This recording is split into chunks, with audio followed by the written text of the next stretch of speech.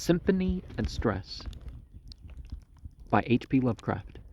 A recent article in the Symphony, entitled Buzzards, condemns the man of negative characteristics, incidentally denouncing the critic and the reformer.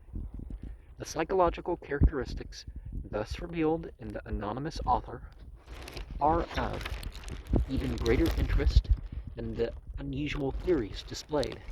The symphony is the product of a small circle of cultured ladies, most of them United members, exempt from contact with the world and its sordidness.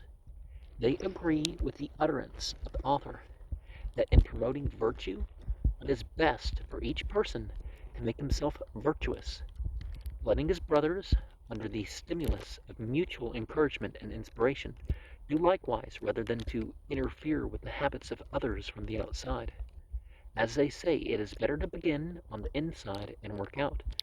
But have the family of symphonics ever pondered on the condition of their inferiors? The sluggish brain, morally weak, lower classes of drunkards and degenerates. Symphonics may undoubtedly keep themselves on a high plane through their exalted system of positive ideals, but are they satisfied to look down upon a population steeped in vice, and lacking the intellect to raise itself? Before condemning the reformer, they might well look upon the clean, virile personality of Andrew Francis Lockhart of Milbank, South Dakota, who has succeeded in driving the evils of rum from his native city. This man has positive ideals as positive in their righteousness as those of any symphonic. But he has the negative element as well.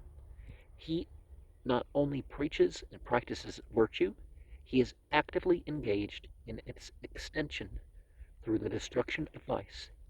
Threats of death and murderous assaults upon his person are as nothing to him. He sees the duty and follows it as best he understands it.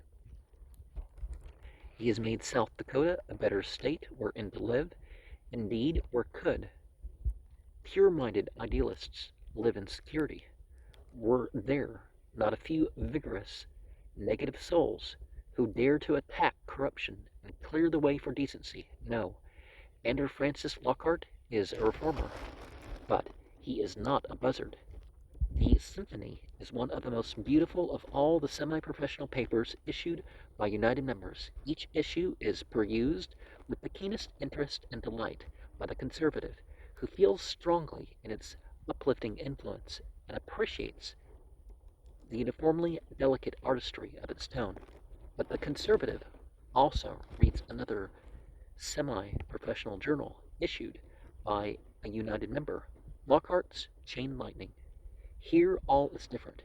We read not of happy souls repurified through wholesome thought, but of drugged, soulless bodies depraved through drink and debauchery, of law bought by depraved criminals, of vice made a municipal institution, of all that fills the mind with aversion and disgust. No elaborate musical sentence here delights the ear. Instead, a fierce tense colloquialism drives home the ugly truths which we are reluctant to hear, but which, without hearing, we may never comprehend or remedy. Most of these horrors are utterly beyond the realization of the sheltered symphonics.